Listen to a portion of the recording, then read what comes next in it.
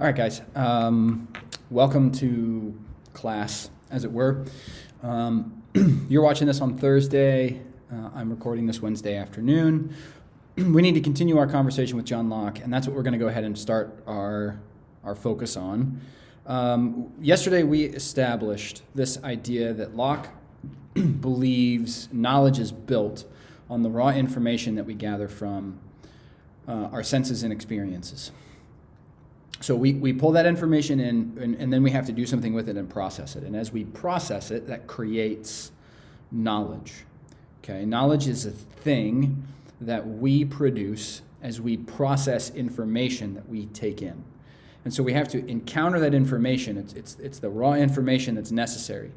Knowledge is what we do with the mind as we process the raw information, why it matters, what it signifies, why it's important, et cetera, et cetera, et cetera, et cetera, et cetera. And so as we put all of that together, we end up with knowing, okay? Now that means that, at least in some sense, for John Locke, reason is a primary driver of the human experience. And everything about the human experience for Locke has to get filtered through the strainer of human reason. Everything's got to go through human reason, and human reason is what indicates to us whether or not things are true. So we're sort of back in a space like the Stoics, where everything has to be ultimately rational. Reason and things like math work because that's how God's designed the universe. This is Locke on his understanding of the way this works. And so whatever it is that is true because reason indicates to us that it is true. It's true because it's part of the integral design, and we know that truth because we have access to reason. And so the ability to think and use reason is what gives us the space to say, I know this is true, this is not, this is accurate, this is not. But in order to get to the space where we talk about knowledge, we got to first have the input from somewhere, okay? So we need sensory experience or we need experience of some kind in order to get the raw information in order to use reason, in order to know something about what we're talking about. What is true for John Locke is always inherently reasonable. It's rational. This means that revelation, things like the scripture, stories in religion, occupy a kind of unique space for John Locke. They're important, they're necessary, we need them. However, everything revealed in scripture for Locke is subject to reason. In other words, whatever revelation is or is doing, revelation is always subordinate to human reason. If it's not reasonable, then it's not true. Now, that doesn't mean that just because something is miraculous in the Christian scripture automatically means that that thing is false. That's not what Locke is saying. What he is saying is, whatever we say is true from scripture has to be true on the basis of its reasonableness or its rationality. He says there are two basic kinds of revelation that religion offers us. The first he calls original revelation. Original revelation is revelation that comes from God to someone. And that original revelation direct from God to another individual is accurate because it originates with God. So whatever it is that God is saying and doing in communicating this revelation to that individual, it's an accurate means of communication. So what that person has received from God is true and accurate, and we can rely on it. It is totally reliable. It's also rational and reasonable. Now, I don't think Locke is saying, again, that it has to make perfect sense, but it has a kind of rational coherence to itself, is what he's arguing, okay? So original revelation is from God to someone, and original revelation is always a reliable entity. Because its source and its origin is God, the medium of communication and the communication content itself is always going to be reliable and accurate. Huhowever, once that individual has taken what God has given them and needs to turn around and hand it on to other people, now Locke says this human to human continuation of that revelation from God to the original person, that's what he calls traditional revelation. And traditional revelation for Locke is inherently problematic because what's from God to people originates with God and has a rationality to it. It is always true and accurate.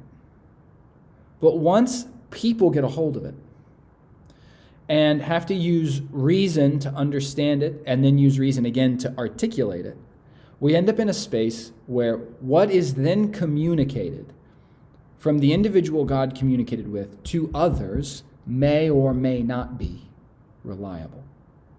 It's questionable.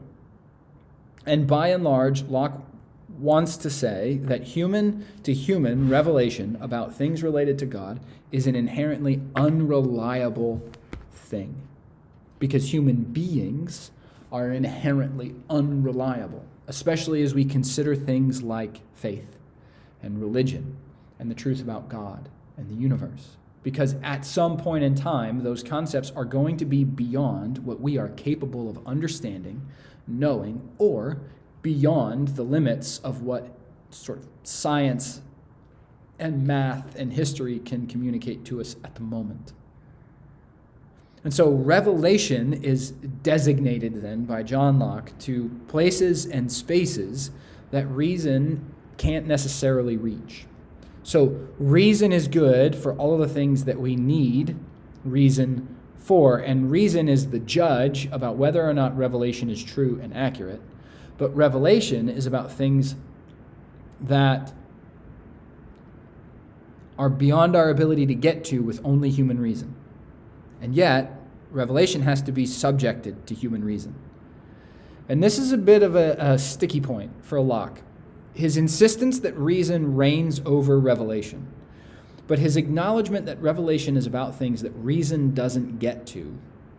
How then does reason judge it? And his answer would be revelation that is true is always reasonable, even if not fully understandable. Okay. All right. I can see his point. There has to be a kind of rationality to revelation for Locke to admit that revelation is true and accurate. And that rationality or that reason contained within that revelation, he argues, comes to us because God is inherently rational and reasonable. Even if not fully understandable, God is an inherently reasonable or rational God. Okay? Whatever it is that God does may not be fully comprehensible to us, but it isn't just sort of willy-nilly or haphazard. There's rationality, there's reason, and there's intentionality in it. Like, when I don't understand something in math, it doesn't mean that there's not a kind of logic to the math that I don't understand. It means that I don't currently have enough grip to follow the reason that's being employed as we talk about this particular mathematical principle. And that's kind of what Locke is getting at when he talks about revelation having to be rational or reasonable. Now, if then human beings are born blank slates and reason reigns supreme over all things that are true, and we need reason as a kind of judge for truth and for revelation, then we need places that help us refine and learn skills and tools for deciphering truth and using reason. And he says this is the significance of education. If our human experience is predominantly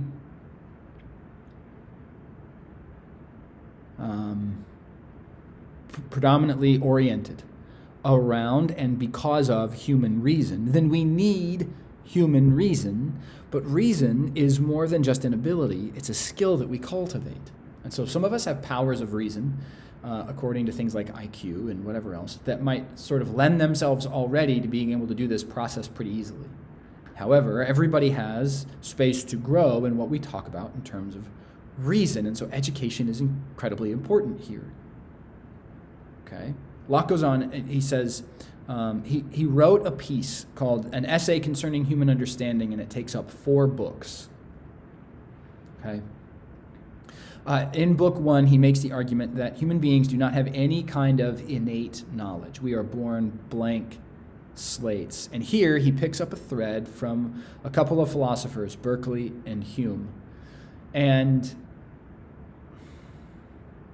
I don't know that he's made himself any friends in terms of Christian understandings of how this kind of philosophy works by picking up threads left behind by Berkeley and Hume. Okay? But he says that the human mind at birth is a blank slate, and our experience writes on the slate. The ideas, then, in Book 2 are materials that our mind can use to create knowledge. All of the ideas that we have in our mind have come through our experiences in some way, shape, form, or fashion. And those experiences create sensation, a kind of external stimulus for the brain, that then leads to an internal processing in the mind and churns out knowledge. In Book 3, he says that our words used stand in for ideas.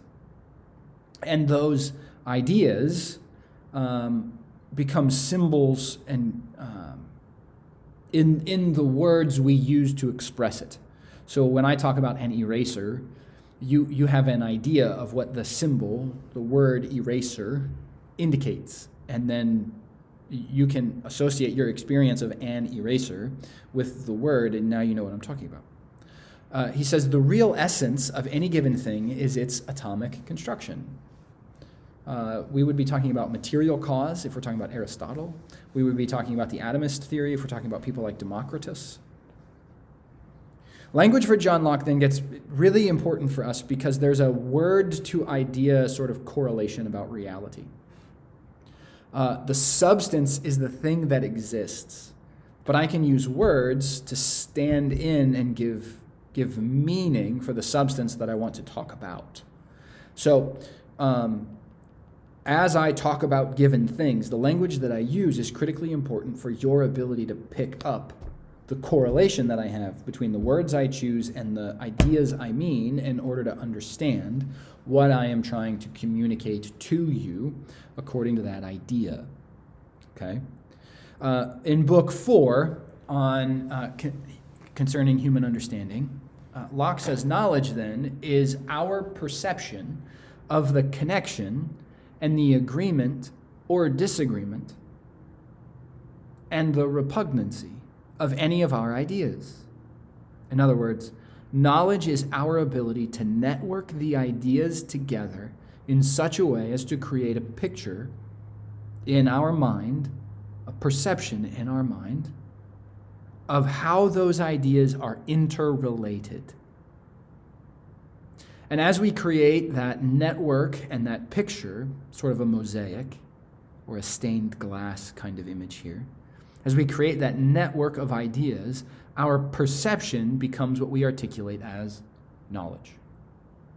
We can know substances even if our ideas about them are somewhat obscure or relative or even just general.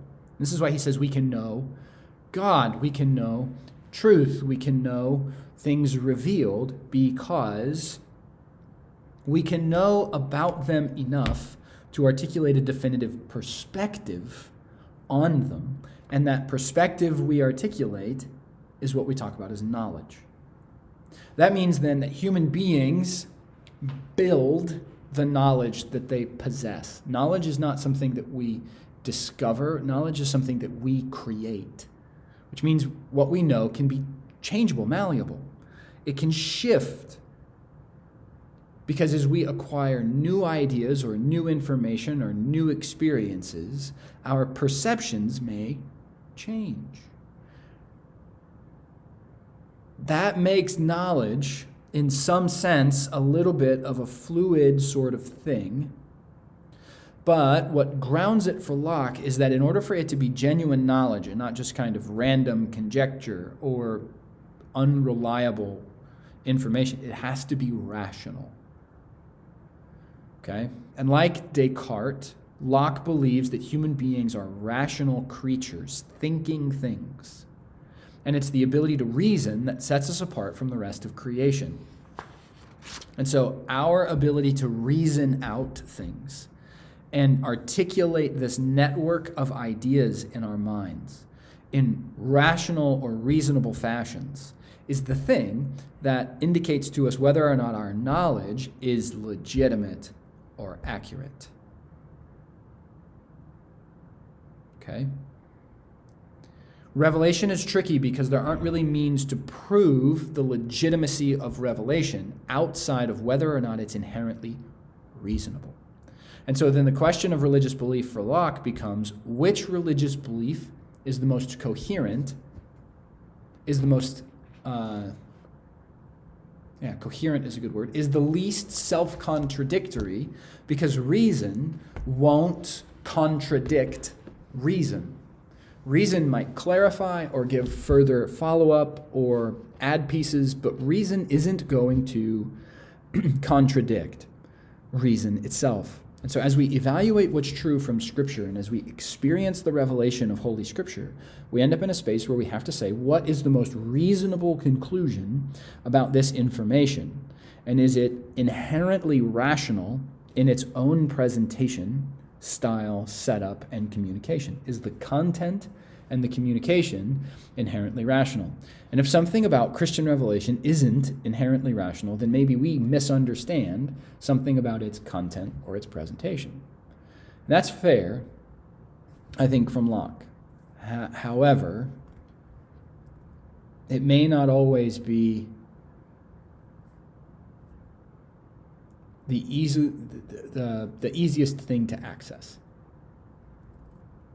So, this will get us where we need to get with John Locke. Tomorrow you're going to encounter the Thomas Hobbes material. Okay, there's a video for you posted in the folder for tomorrow. My hope is that the rest of your time now will be dedicated to your Enlightenment philosopher.